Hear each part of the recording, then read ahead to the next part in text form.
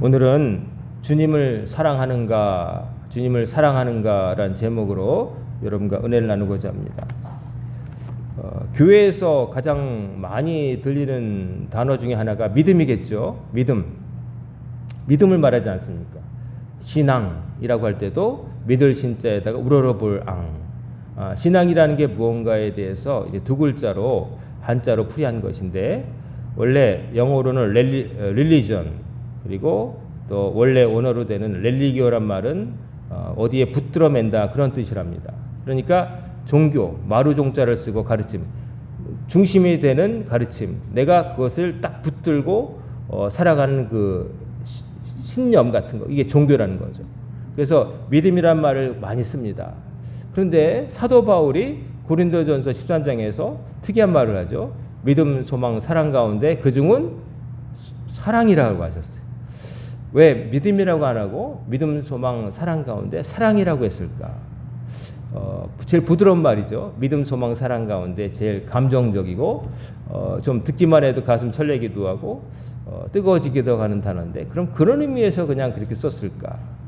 의미가 있다는 것을 우리가 살펴보고자 합니다. 오늘 주신 말씀을 통해서, 예수님의 말씀을 통해서 우리가 하나님을 향해서 나아간다고 할 때 어떤 자세, 어떤 감정을 가지게 되는가에 대해서 여러 가지를 말할 수 있겠지만, 첫 번째는 경외감입니다. 경외감, 두려움, 경외감. 너무나 나보다 큰 존재 앞에서 작은 존재가 느끼는 그 감정. 제가 살아가면서 자연 속에서 우리가 경외감을 느끼기도 하는데, 경외감을 느낀 케이스가 몇 번 있는데, 제가 중국에 만리장성 갔을 때도 별로 경외감을 느끼지 못했습니다. 그냥 뭐랄까요, 경복궁보다 크네, 뭐 이런 정도. 봤는데 그렇게 큰 감격이 없었어요. 크다, 사람 많다. 만리장성을 봤을 때도 되게 길다, 이거 쌓느라고 고생했겠네, 이 정도. 근데 제가 어디서 경외감을 느꼈냐면은 미국의 그랜드 캐년 갔을 때에 경외감이라는 걸 느꼈습니다. 자연을 보고서 야, 그냥 말이 안 나옵니다. 그냥 뭐라고 표현할 수가 없고 그냥 그랜드 캐년입니다. 그 높은 데서 내려다보는 깊은 협곡, 그게 다 강물이 쓸려가면서 파지고 해가지고 그렇게 깊게 파인 거거든요. 내려다보면 까마득합니다. 저쪽으로 콜로라도 강이 막 뱀처럼 흐르는데, 그 강이 흐르면서 깎여져가지고 그 깎인 밑으로 파고 내려가서 그렇게 높은 그 계곡이 된 거예요. 커도 너무 크고 뭐라고 할 수가 없어요. 인간이 만든 건물 따위에는 비교할 수가 없더라고요. 그래서 제가 미국이란 나라를 2008년에 가봤을 때, 뭐 사실 미국 뭐 그렇지 뭐 텔레비에서도 많이 봤고 뭐, 근데 미국의 건물은 별로 놀라지 않았고 사람들도 놀라지 않았는데, 그 거대한 그 자연 앞에는 제가 야, 이거 인간은 절대로 이렇게 못 만들어. 하나님이 만드신 그 거대한 그 앞에 경외감을 느꼈어요. 그런 느낌이 들더라고요. 그리고 건물 중에는 제가 본 것 중에는 이탈리아의 밀라노 성당을 갔을 때 멀리서 이제 저게 밀라노 성당이에요라고 가이드가 가르치면서 딱 보니까 정말 너무나도 섬세한 그 돌로 만든 건물이 어떻게 저렇게 될 수 있을까 싶을 정도로 섬세하게 성당이 있는 걸 봤어요. 인간의 어떤 솜씨, 하나님을 그 향한 신앙을 건축으로 표현하는 것을 저렇게 섬세하게, 저렇게 공을 들여서 저렇게 아름답게 했을까, 그거 보고 인간이 만든 건축물 중에는 제가 밀라노 성당 보고 경외감을 느꼈고, 자연에는 그랜드 캐년을 보고 경외감을 느꼈습니다. 자, 이게 하나님을 향해서 이 모든 것을 지으신 하나님 앞에 인간이 경외감을 품는 건 너무나 당연한 거예요. 워낙 크신 분이니까. 제가 지금 땅 위에 있는 거대한 자연대에서 얘기했고 건축물에 대해서 얘기했지만, 그러나 우주에서 바라보는 지구를 보여주는 요즘의 시대에서 보면 그것도 다 이 지구의 조그만 부분에 붙어있는 땅덩어리 일부인 거죠.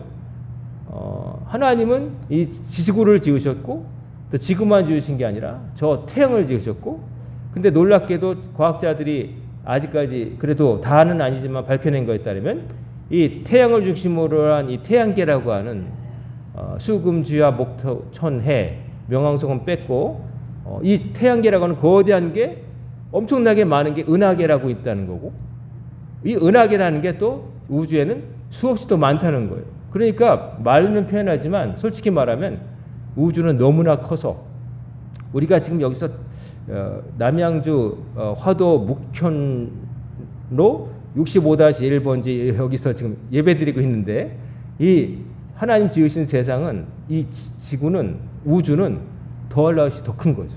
근데 그걸 지으신 분을 우리가 믿고 있는 거예요. 그러니까 그런 분을 우리가 모신다고 할 때 내가 한없이 짜그라들고 작아지는 느낌을 안 받는다고 하면 이상한 거죠. 하나님 앞에는 우리가 경외감을 느껴야 당연한 거예요. 그리고 그 다음에는, 자, 그 거대하신 하나님께서 우리가 필요한 것들을 주세요. 우리가 숨쉬는 공기를 주세요.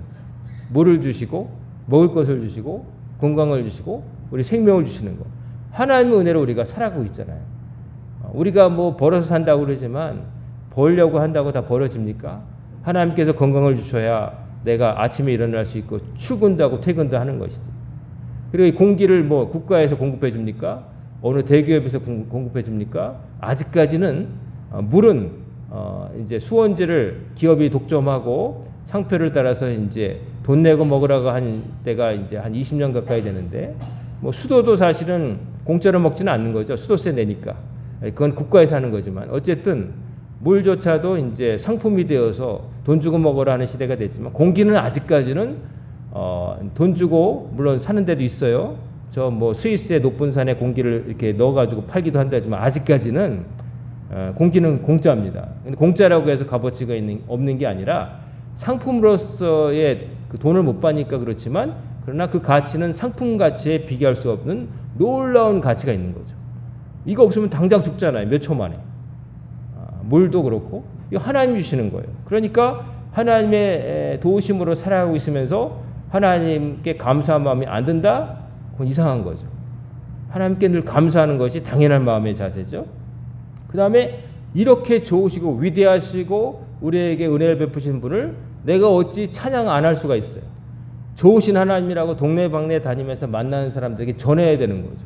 이렇게 좋으신 분이 있다는 거죠. 우리가 음식점을 가서 어디 가서 맛있는 걸 먹어도 사람들한테 얘기하잖아요. 이봐, 자기 내가 어디 갔는데 정말 맛있더라고. 한번 가보자고. 내가 거기서 돈 받은 것도 아닌데 자청해서 거기 좋다고 얘기해 주잖아요. 좋은 것에 대한 감탄, 그걸 입으로 표현하는 게 인간의 본능인데 하나님을 드러내지 않는다고 이상한 거죠. 좋으신 하나님, 위대하신 하나님 찬양하는 게, 높이는 게 당연한 거고, 그 다음에 하나님께서 주신 명령을 순종하는 게 당연한 거예요. 하나님께서 지키라고 하신 명령을 따라서 순종하는 게 당연하다는 거죠. 하나님의 명령을 어떻게 안 지켜요?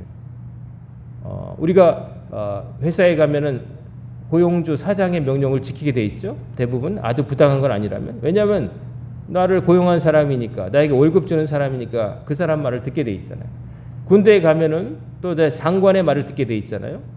군대라는 조직이 유사시에 막 일사불란하게 움직여야 되는데 뭐 토론하고 뭐 누가 이거 원합니까 이런 게 아니라 빨리 움직여야 되니까 상명하복이잖아요. 일단 비상사태가 되면, 물론 다른 경우에는 아니겠지만 전시가 되면은 뭐 토론하고 뭐 이럴 시간 없어요. 빨리빨리 움직여야 되는 거죠.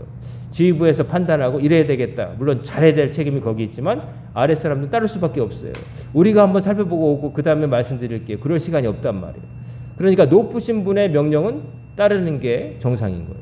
그러니까 하나님의 명령을 순종하는 것도 당연한 의미인 거예요.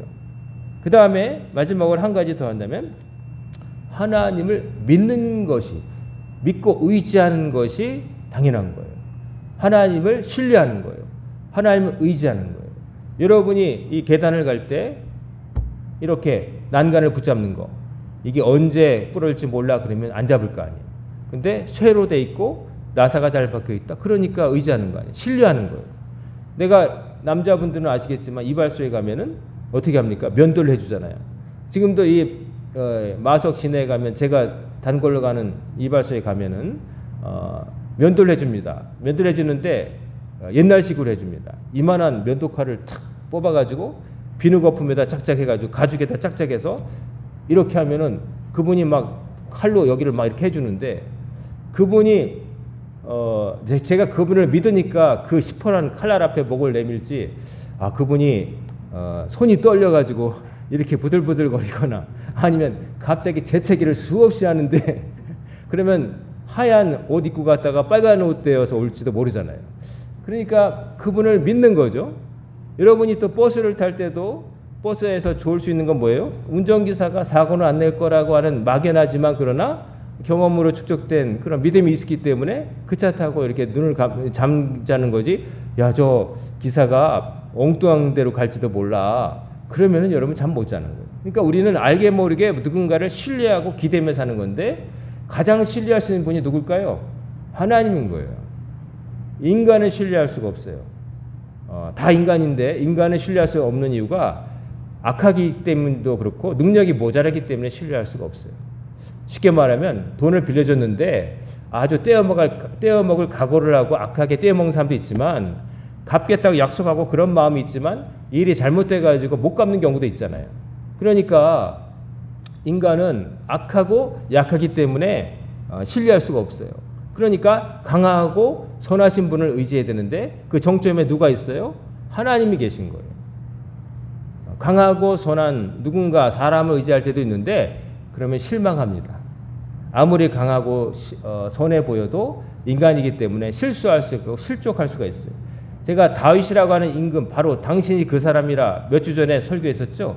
그 다윗 같은 사람이 부하의 아내에게 빠져가지고 그 불륜을 저지르고 그 불륜의 결과인 그 아이를 감추기 위해서 별 수작을 다 쓰다가 안 되니까 적군의 화살에 맞아 죽게 만드는 그런 거 봤잖아요. 인간은 강하고 선해도 약할 때가 있고 악해질 때가 있는 거예요. 그러니까 인간을 의지하면 안 돼요. 오직 하나님만 신뢰하는 거예요. 그렇기 때문에 제가 말씀드린 대로 하나님을 향하는 우리의 마음 자세는 처음에 경외심, 그리고 감사, 그리고 찬양, 순종, 신뢰라고 표현할 수가 있어요. 이게 당연한 거예요. 그런데 문제는 그게 달까? 그게 그 단어만 말하는 것처럼 그걸 달까? 더 깊은 문제가 있다는 거예요. 여기에 제가 시 한 편을 한번 읽어드리려는데 여러분 다 아시는 거예요. 그 만해 한용운의 시 가운데 복종이라는 시가 있죠. 남들은 자유를 사랑한다지만은 나는 복종을 좋아하여요. 자유를 모르는 것은 아니지만 당신에게는 복종만 하고 싶어요. 복종하고 싶은데 복종하는 것은 아름다운 자유보다도 달콤합니다. 그것이 나의 행복입니다. 그러나 당신이 나더러 다른 사람을 복종하라면 그것만은 복종할 수 없습니다. 다른 사람을 복종하려면 당신에게 복종할 수 없는 까닭입니다. 라는 시를 썼어요. 불교 승려이지만 실은 제가 볼 때는 불교적으로 말하면 이거는 어떤 감정의 하나고 끊어버려야 될 그런 것들이 하나인데 전혀 불교 승려라고 말할 수 없는 시를 썼어요. 어떻게 보면 이 시는 복종이 주가 되지만 실은 정말 하고 싶은 얘기는 뭐냐면은 상대편을 향한 끊을 수 없는 사랑을 말하는 거예요. 복종이라고 쓰고 실을 읽기는 영원한 사랑이라고 읽어야 되는 거예요. 진짜 고수는 그 단어를 안 쓰고 그 단어를 상대편이 생각나게 만드는 게 고수예요. 너 사랑한다 이렇게 말하는 고백보다는 이런 고백이 더 고단수죠. 어제 갈매기를 봤는데 네 눈썹 생각나더라. 이렇게 말하면 이제 넘어가는 거죠. 그냥 너 좋아한다 나랑 살자 이런 말보다는 요즘 혼자 있으면 네 생각 자꾸 난다. 뭐 이런 생각 이렇게 말하면 그 직접적이지 않지만 그게 더 와닿잖아요. 이 만해 한용운의 이 시를 보면은 복종, 당신만 따를게요. 이렇게 말하지만 실은 뭐냐면은 당신을 너무나 사랑하기 때문에 딴 사람 말은 들을 수가 없다는 거죠. 그것만은 딴 사람에게 가라는 말도 못 듣고. 자, 제가 아까 하나님을 향한 우리의 마음가짐 가운데 여러 가지를 말했죠. 경외심이 있어야 된다는 거. 그리고 감사해야 되고 찬양해야 되고 또 순종해야 되고 또 신뢰해야 된다 이런 말씀드렸는데 이런 모든 것들이 정말로 진짜로 가능하려면 뭐가 있어야 되느냐? 하나님을 향한 사랑이 있어야 된다는 거예요. 하나님을 향한 사랑. 왜 말하냐면은 사랑이 없이도 어떤 상대가 너무 크면은 경외심이 들 수가 있어요. 제가 뭐 그랜드 캐년을 사랑했겠습니까? 제가 밀라노 성당과 사랑에 빠졌겠습니까? 건물과 자연에? 아니잖아요. 그래도 경외심은 들잖아요.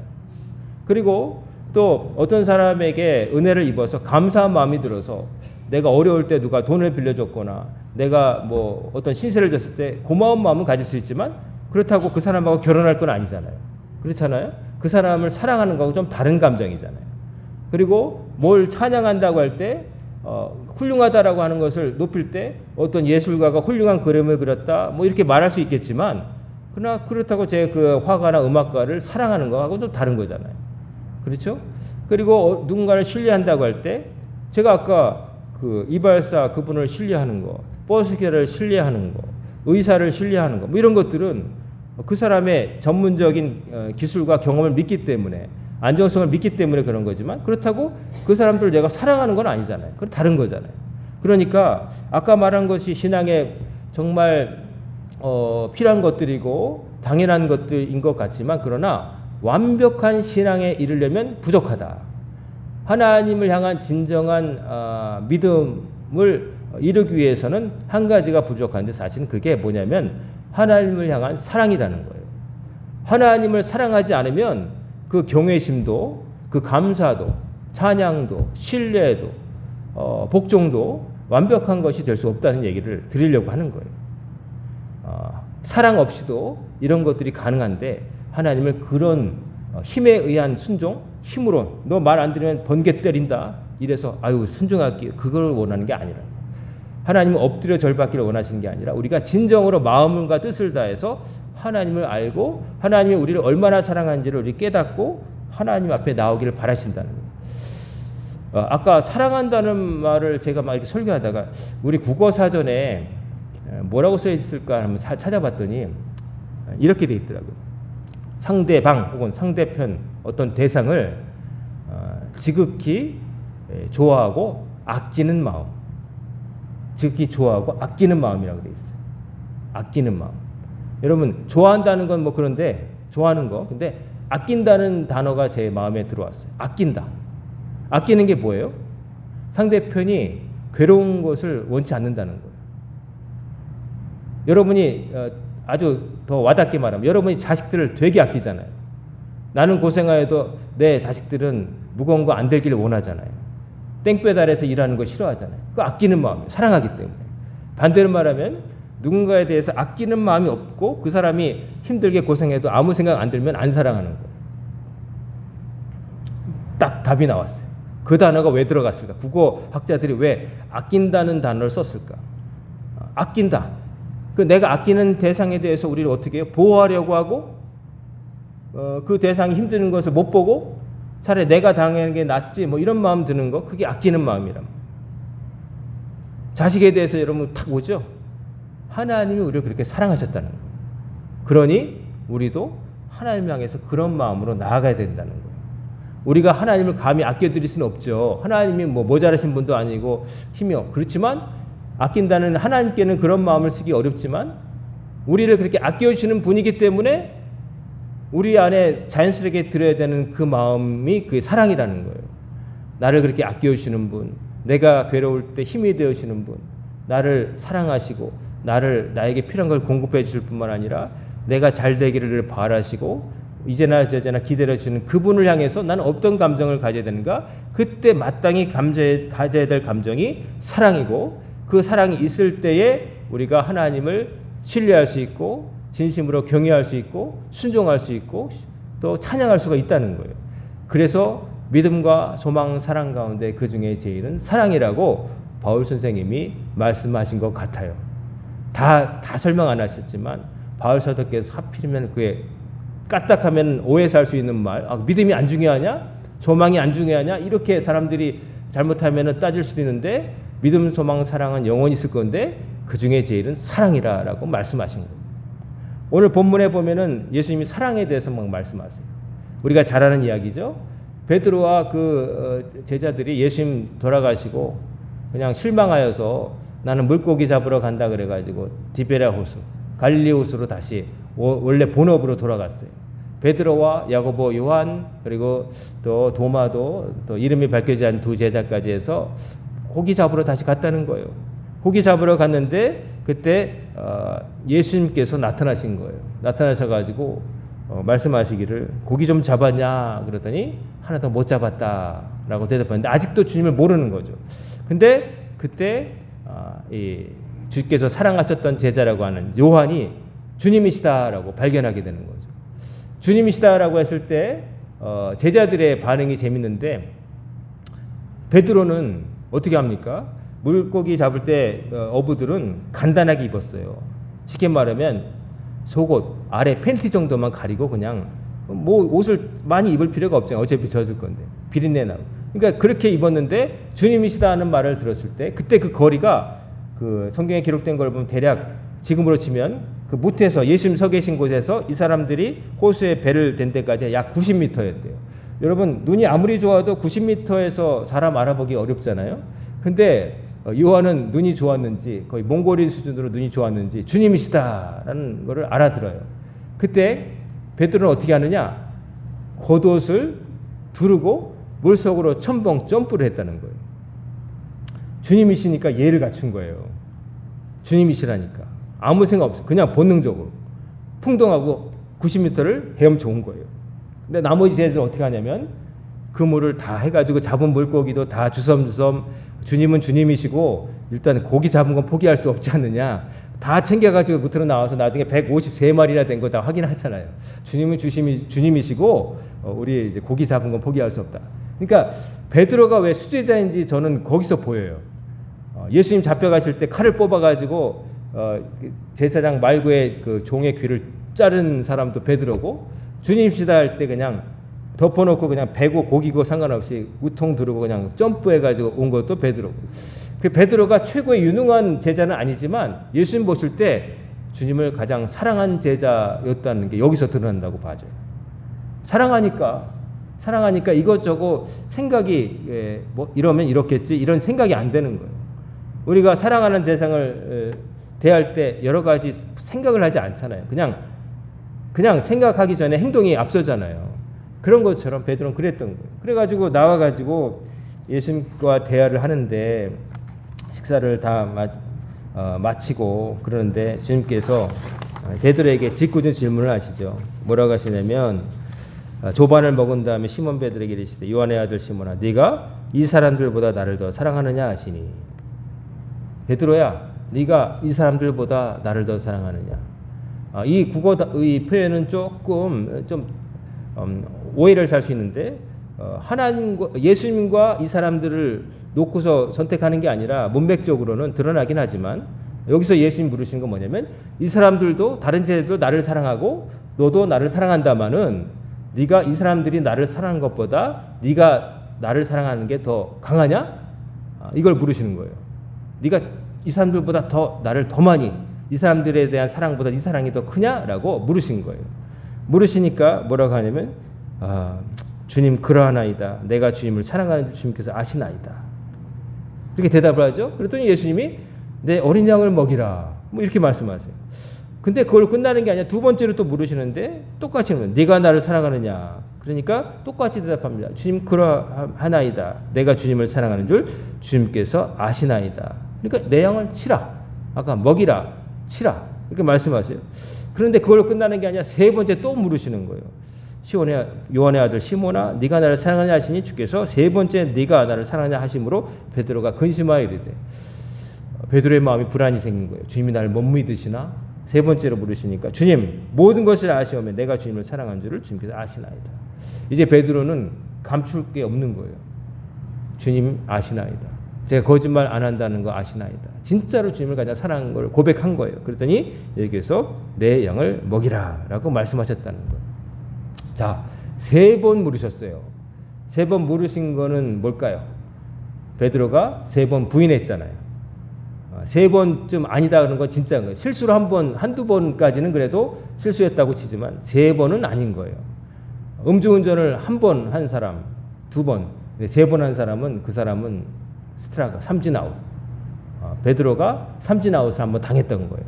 근데 예수님이 세 번 물으시는 거예요. 이 말은 뭐냐면 그 부인했던 것을 다 딛고 이제 극복하고 주님을 안 버리고 끝까지 따라갈 제자로서 사는 것을 확인하신 거예요. 그러니까 내 양을 치라 먹이라 이렇게 말씀하신 거예요. 자, 주님을 사랑하는 사랑을 물으셨어요. 예수님께서 물으셨어요.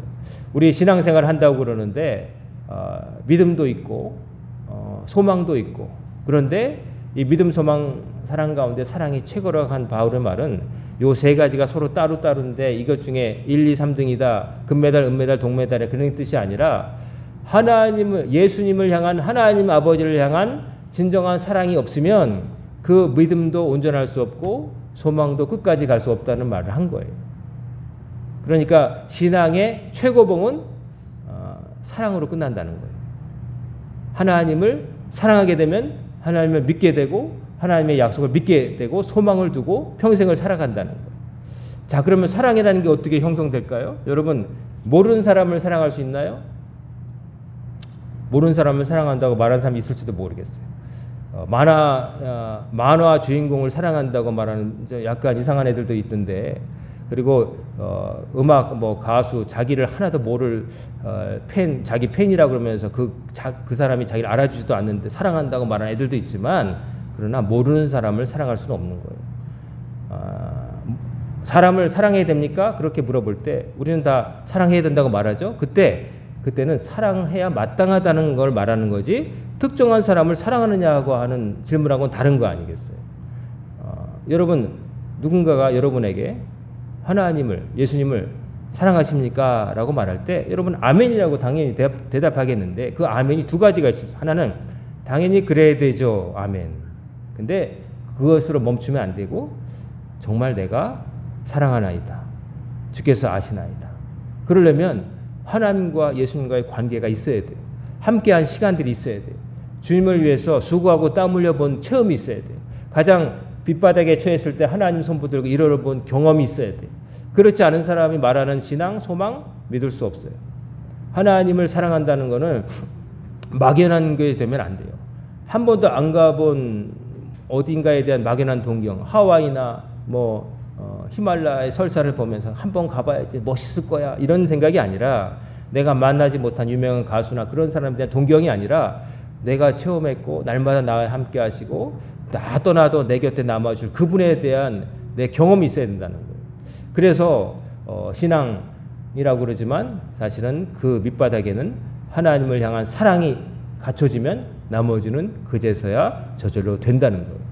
정말 사랑하게 되면, 하나님을 사랑하게 되면 하나님을 경외할 수밖에 없고, 하나님께 감사할 수밖에 없고, 또 하나님을 신뢰할 수밖에 없고, 하나님을 찬양할 수밖에 없고, 하나님 말씀에 복종할 수밖에 없고, 하나님을 믿고 의지할 수밖에 없다는 거예요. 그래서 예수님이 요한복음 14절 15절에 너희가 나를 사랑하면 나의 계명을 지키리라 이 말씀하셨어요. 너희들이 내가 하는 말을 지키라고 내가 말했는데 너희들이 정말 그걸 지킬 수 있으려면 나를 사랑하게 되어야 비로소 지키게 될 것이다. 사랑하지 않고 두려워만 하거나 그냥 아는 정도에 그치면 그 계명을 진심으로 지킬 수 없을 것이라고 말씀하신 거예요. 그러니까 신앙생활은 하나님과 사랑에 빠지는 거예요. 그 하나님을 향한, 예수님을 향한 사랑을 경험하지 못하면 그것은 모르는 사람 사진 놓고서 사랑한다고 사는 것과 비슷한 거예요. 근데 그렇게 될 수는 없겠죠. 그래서 여러분, 바라옵기는 이미 하나님의 사랑을, 예수님의 사랑을 체험하셨다면 그 사랑을 늘 잊지 마시고 사시길 바랍니다. 그리고 아직 사랑을 체험하는 단계까지 못 갔다면, 그러려면 사귀어야 돼요. 자주 만나야 되고 알아야 돼요.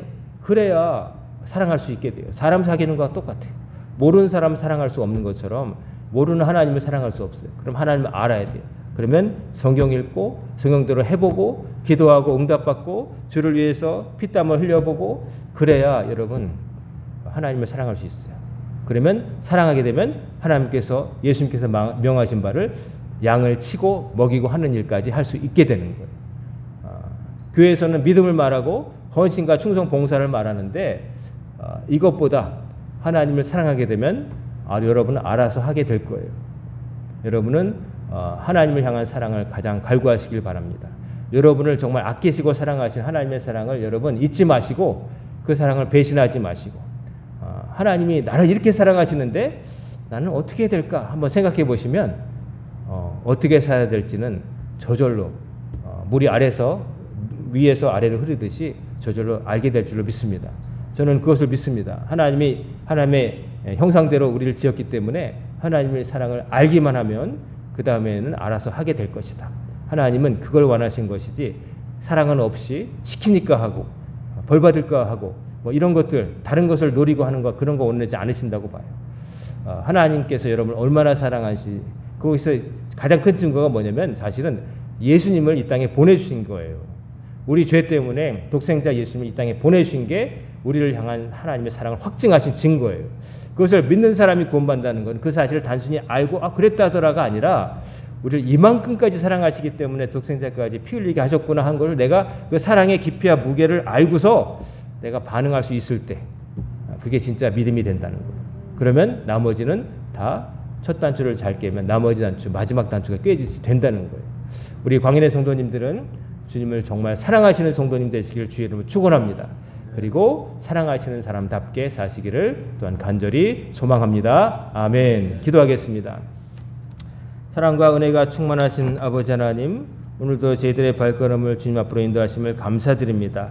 저희들이 정말로 주님을 사랑하는지, 주님께서 우리에게 베푸신 사랑의 무게와 크기를 알고 있는지 스스로 묻게 하옵시고 답을 얻게 하시고 우리를 그토록 사랑하시는 예수님까지 보내주신 하나님의 사랑에 갚하는 마음으로 주를 사랑한다는 고백이 무색해지지 않도록 정말로 사랑하신다고 고백하며 살아갈 수 있는 저희들 모두가 다 되게 하여 주옵소서. 예수님의 이름으로 간절히 기도드리옵나이다. 아멘.